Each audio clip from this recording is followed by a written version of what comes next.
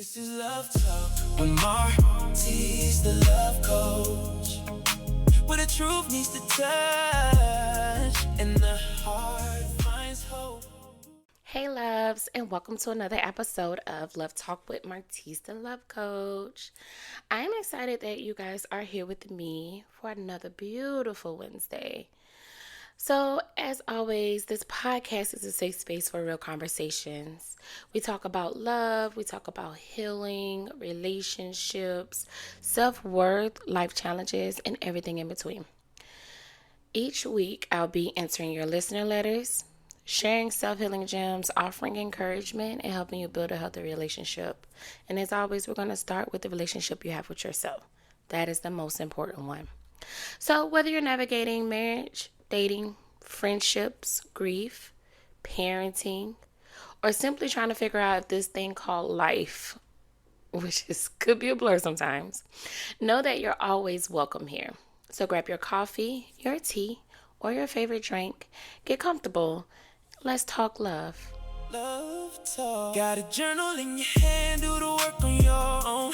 Page by page, you ain't walking alone. From the ashes of the old, see a brand new you. Trust in the process, letting love come through. We talking boundaries, we talking grace. We talking falling for the right one in the right space. Real talk, soft heart, steady ground. It's the frequency, baby, turn the volume up loud. Before we dig into our weekly topic, let's take a moment of silence for the two names that's been on every social media platform this week, Nolan Wells and Javea Harris.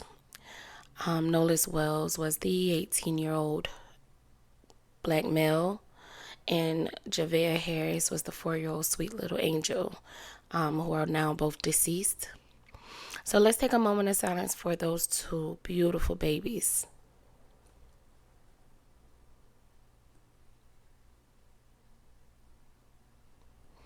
Now, I send my prayers and my loves to the families. I know this is so heartbreaking. I am a certified love coach, and so I help navigate grief. So if anyone needs to reach out and talk to me, just need a venting session, I am here. My email is ceo@martisalovecoach.com. My website is martisalovecoach.com. Reach out to me if you need me, and that's for anyone.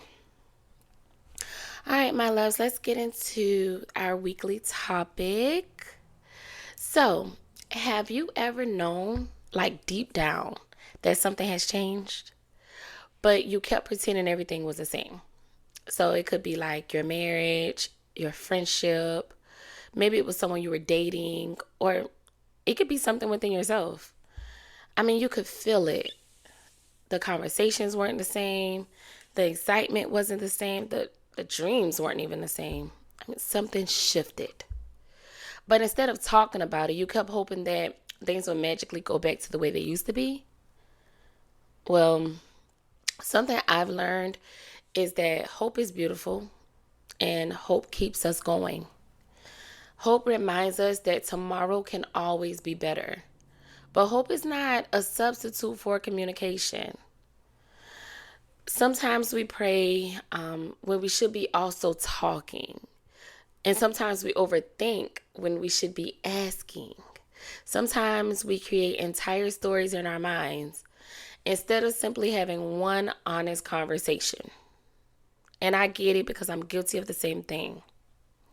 Honest conversations are scary because once you ask the question, you have to be prepared for the answer. Sometimes we're not afraid of speaking. We're afraid of hearing something that changes almost everything. Maybe you're afraid your partner has changed their mind. Maybe you're afraid your friend doesn't feel the same way you do. Maybe you're afraid the answer will hurt. So what we do, instead we wait. We tell ourselves, they probably didn't mean it. I'm sure it'll get better. Or maybe I'm overthinking, or they're probably stressed out, or maybe this is just a moment. We become professional excuse makers. Not because we're weak, but because we're trying to protect our hearts. And the truth is, sometimes the stories we create in our minds are worse than the actual conversations. I mean, think about how much energy we spend wondering. What did that mean? Are they upset with me? Do they still love me? Are we okay? Am I imagining this? I mean, that's a lot of energy we're spending just wondering these questions. And while we're busy trying to read minds, the relationships continue to drift apart. Now, people are not mind readers. Your spouse is not, your best friend is not, your boyfriend or girlfriend isn't, your family member is not a mind reader, and neither are you.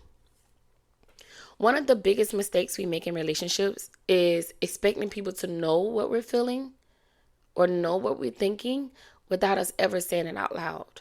So we start assuming, we start hinting, we get quiet, we drop little clues, we get frustrated when we don't think they're noticing, and then we wonder why they don't understand us.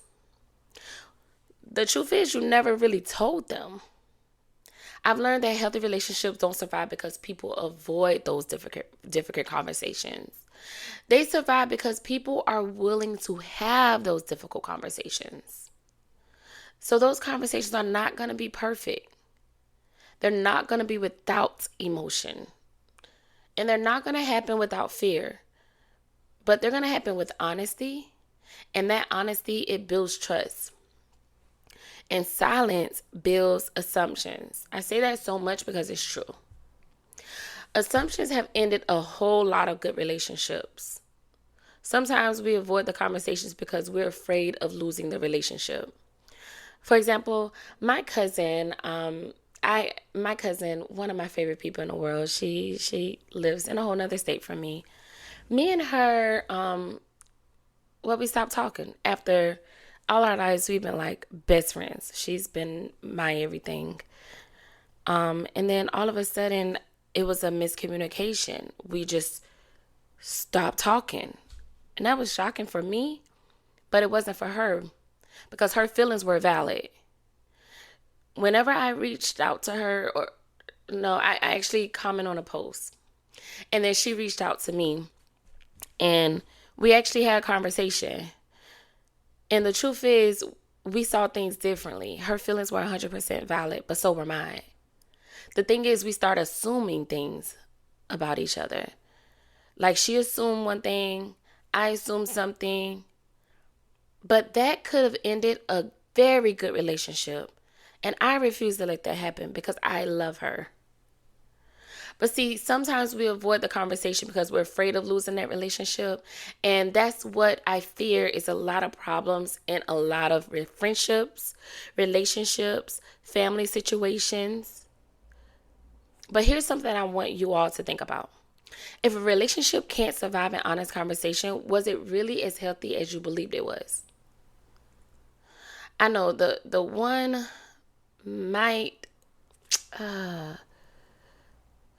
conversation might sting a little. Let's say that. But I do say it's all worth it. Have that conversation. Because love isn't just about telling people what they want to hear. Sometimes love tells the truth. Life has a way of changing people. 5 years ago, you may have wanted one thing. Today, you may want something totally different.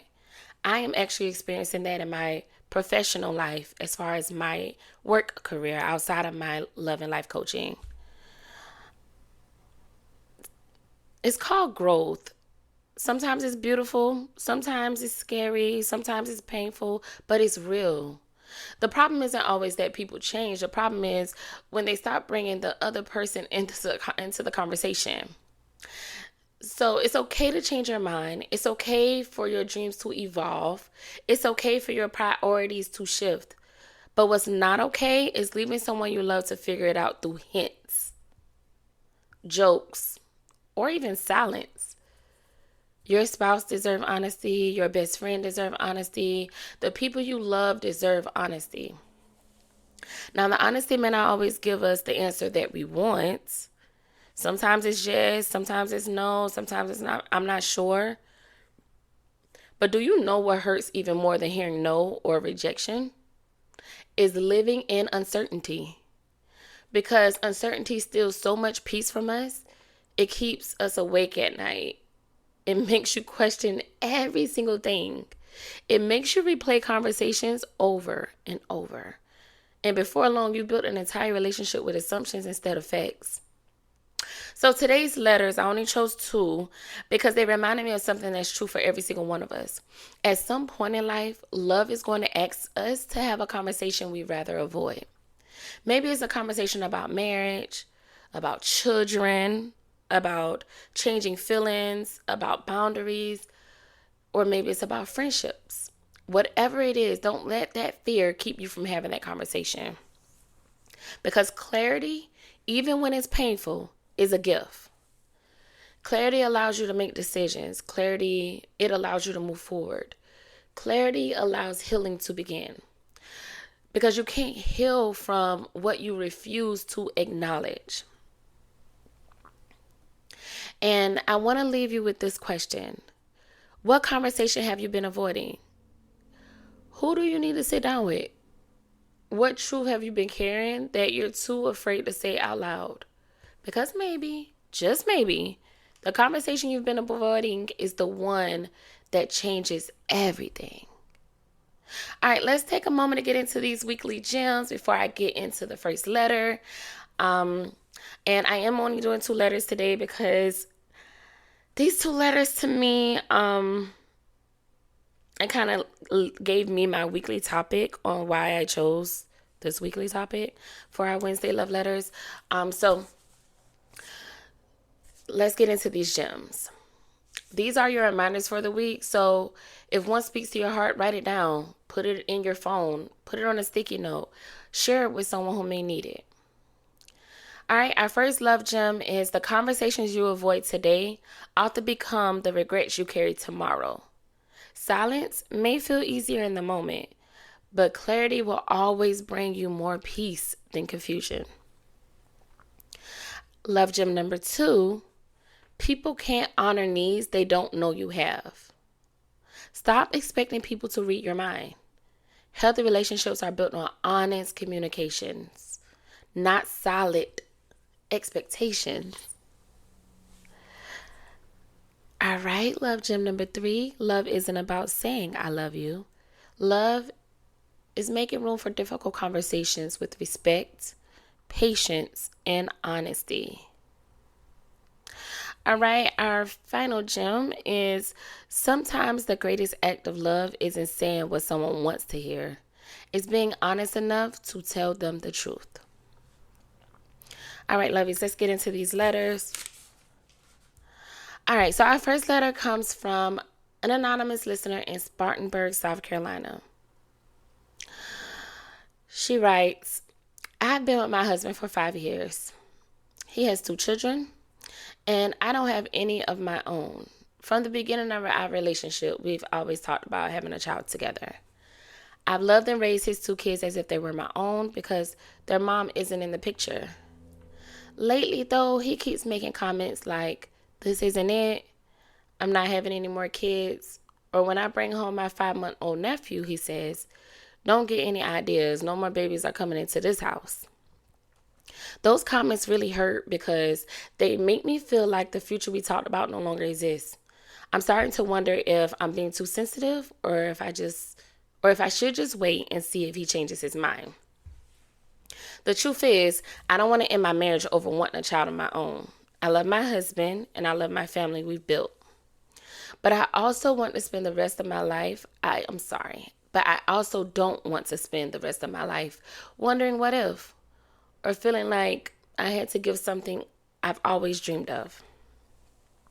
I'm starting to feel like I'm being left without a choice, and that's heartbreaking. First of all, sis, thank you so much for trusting me with your heart. And as I'm reading your letter, the one thing that stood out to me immediately is this isn't just about having a baby. This is about grieving the future you believe you and your husband were building together. And that's a very different kind of pain. Because when you've entered the marriage, you were just saying, I do, to the present. You were saying, I do to the future you both talked about. And now it feels like the future may be changing. It could be changing without you, and I know that hurts. And I don't want you to feel guilty for admitting that it hurts. Now, I also want to recognize something that deserves to be acknowledged. You said you loved and raised his children as if they were your own because their mother isn't in the picture. That says a lot about who you are as a person. That says a lot about your heart. You didn't separate them into his kids. You embraced them as your family. That is beautiful. That is beautiful, Queen.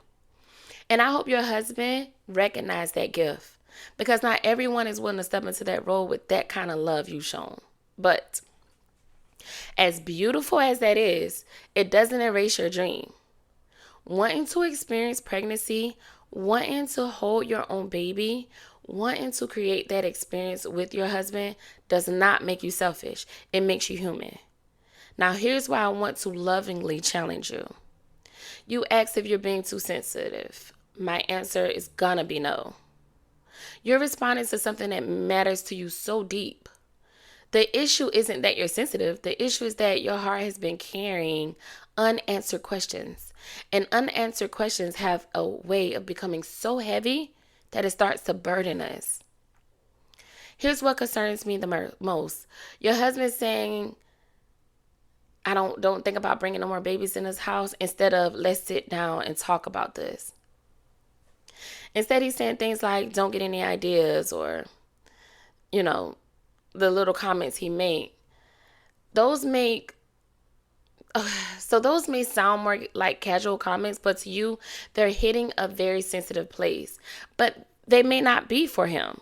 For him, he's just saying comments. But for you, this is very sensitive. And so here's something I've learned and I want to share with you. Sometimes people make jokes because it's easier than having that real conversation.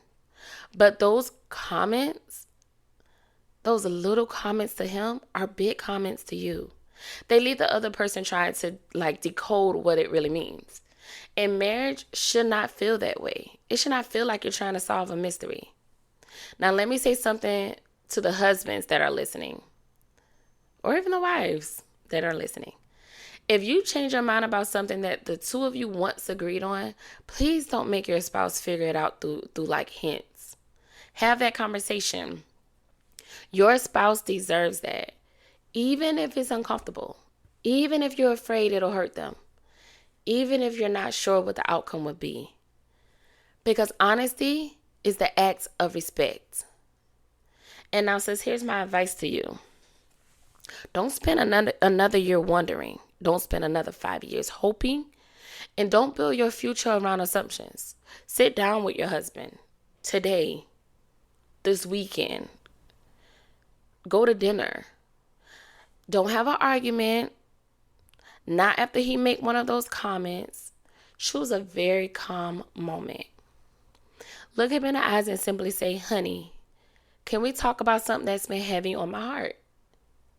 And then you say, I've noticed some of the comments you've been making about not wanting more children. And then you go into it. When we got married, we talked about having a child together. And I need to understand if your feelings have changed. Notice something? You're not accusing him. You're not attacking him. You're inviting him into a conversation. How he responds will tell you a lot about who your husband is. Listen. Listen to him. Don't just respond, but listen to understand. Because maybe his feelings have changed. Maybe he's afraid. Maybe it's finances. Maybe he's overwhelmed. But there's something he hasn't shared with you yet, and you won't know until he asks. And here's something else I want every listener to remember. Neither one of you guys or neither one of them is wrong on how they feel. If he truly decides he doesn't want more children, he's allowed to feel that way. And if she still dreams of becoming a mother, she's allowed to feel that way too. Neither person is wrong. But this is where marriage requires honesty. Not assumptions, not avoidance, but honesty. Because love doesn't eliminate difficult conversations. What love does is it creates the space to have them. Now, before I move on, I want to say one thing directly to you. Please, please, please don't convince yourself that your dream, doesn't matter just because you love your husband. Your dream matters. Your heart matters. Your feeling matters. And whether his answer is yes, no, or I need time to think, you deserve that clarity. Because clarity will allow both of you to make a decision together. And that's what a healthy marriage does. They face the difficult conversations together. All right, let's get into our final letter, because I did take up a lot of time. I knew that letter was going to take some time because it's very personal. Before I go into letter number 2, really quick, I want to say anyone who knows me knows that I'm married and I have a wife, and I'm bringing my personal into this, and I hope she doesn't get mad, but my wife, she wants to have a child of her own, and for a very long time I was against it because I'm like, my goodness, my kids are almost grown. I'm about to start living life. Then I think about finances, and I think about room in the house, and I just start thinking about so many things.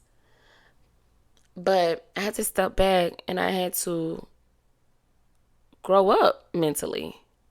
She deserves a child of her own. She spent all of her life taking care of everyone else's children. She's been there. She's been a better parent than most people I could ever imagine. So yes, she deserves to be a mom. And so that goes for you. Says you deserve to have that joy of your own, as do my wife. All right, so going into letter number 2. This is going to be really quick because I did take up too much time just now. Do you think it's possible for best friends to become lovers? Me and my female friend have been friends for a long time, but I think for me, my feelings are getting a little deeper. Although it hasn't been talked about yet, I think we're really good together. First of all, I absolutely love this question because, believe it or not, some of the healthiest marriages and relationships actually started with friendship. Now, don't get me wrong. Every friendship isn't supposed to become a relationship. Sometimes people are exactly who they are supposed to be with, or who they are supposed to be in your relationship or your life. A friend, a homegirl, a homeboy, sis, bro. But sometimes life does surprise you. Sometimes the person you've laughed with, cried with, trusted, told your biggest secret to, and built years of friendship with slowly becomes the person you realize you don't want to live without. And that is a beautiful thing. You didn't say I just need somebody. You didn't say I was lonely. You didn't say I'm tired of being single. You didn't say I'm jealous of her other male friends. You said my feelings are getting deeper. So that tells me this isn't about filling a void. That's a good thing. It's about noticing a connection that's growing. And there's a difference. Now, here's what I want you to slow down about. Don't confuse comfort with compatibility, because we often do that. Sometimes we get so comfortable because someone has been there, like always. They're that one call away. They're there if I need someone to pick me up. They're there if I need to cry, talk about someone, make a joke. But see, comfort feels safe. Compatibility builds a future. Now you got to ask yourself, can we communicate through conflict? Can we disagree respectfully? Do we share similar values? I mean, those questions are important. Can I picture us building a life together? Not just spending time together, because see, that friendship is a beautiful foundation, but a healthy romantic relationship also requires shared vision. Now, I'm not talking you out of telling her, because I think you should. But if after giving yourself some time and your feelings are still there, I think honesty is the next step, not pressure. So don't go in with like a grand romantic speech. Just be honest. Maybe something like, I've been noticing that my feelings for you have started to change. And before I ignore them, I want to talk about it so it don't become confusing. I want to be honest with you because our friendship means so much to me. I think that would be a great lead to a conversation. Because do you hear how respectful that sounds? Like you're not demanding anything. You're not pushing or forcing anything. You're simply sharing your truth. Now, she may feel the exact same way. And if she does, this is going to be an incredible love story. And please let me know. But if she only sees you as a friend, and that may happen, you have to respect that too. Because love isn't about convincing someone to choose you. It's about allowing people the freedom to make their own choice. So one thing I never want you to do is to spend years wondering, what if? Sometimes the conversations we avoid become the questions we carry for years. So I'd rather you have clarity than spend your life playing a guessing game. Thank you so much, my brother, for writing in. And I wish you the best. Please keep me updated. I would love to know more. All right, so I'm going to go ahead and finish this off. I am at my time. As I was reading both of these letters this week, I realized that although the situations are completely different, the lesson is the same. Both people are standing in front of a conversation they're afraid to have. And I think every single one of us has been there. I know I have. There have been moments in my own life where I needed to say something. I know I needed to ask a question. I know I needed clarity, but I kept putting it off. Not because I didn't know what to say, but because I couldn't control what the other person was going to say. It's like I was afraid of rejection or hearing something I didn't want to hear. And if we're being honest, that's what's the problem with a lot of us right now. And that's what we're really afraid of. We're not afraid of talking. We're afraid of the answers. Because, what if they say no?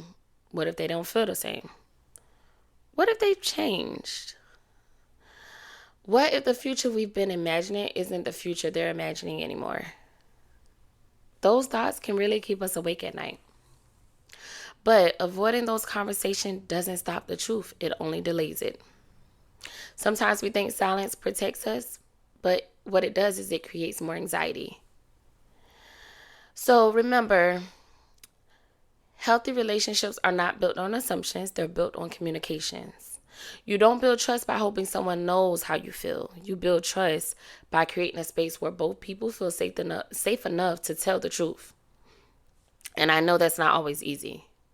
Truth is uncomfortable sometimes, but truth is also freeing. So whether it's your spouse, your best friend, a family member, or even your own children, please do not let fear keep you from having that conversation that matters.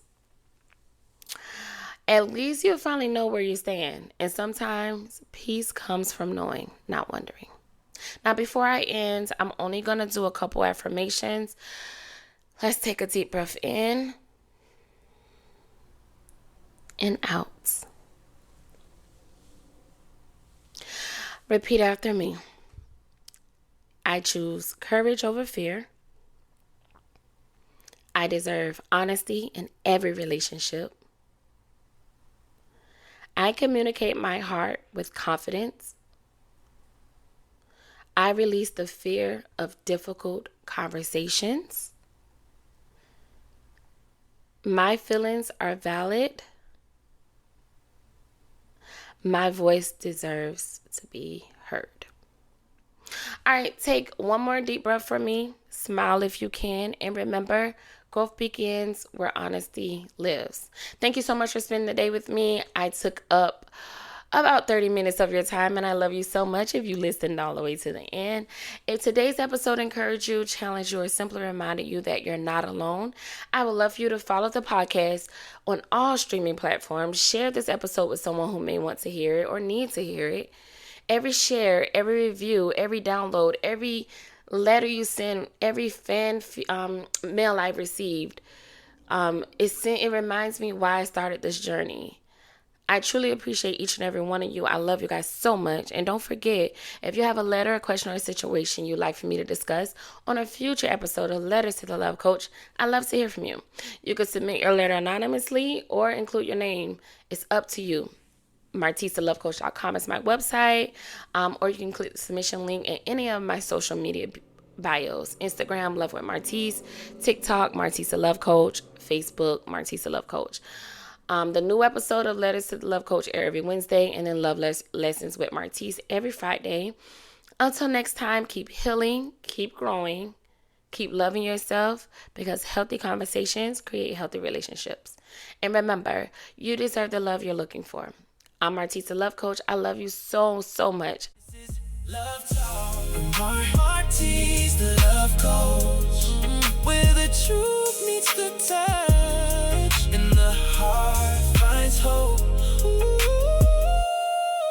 Love Talk with Martise, the Love Coach, healing in the words, growing as you grow. Yeah, yeah. Love Talk. Press play, breathe in, let the wisdom settle in on where you've been. Every scar teacher, every tear a guide. Real love starts the moment you stop trying to hide.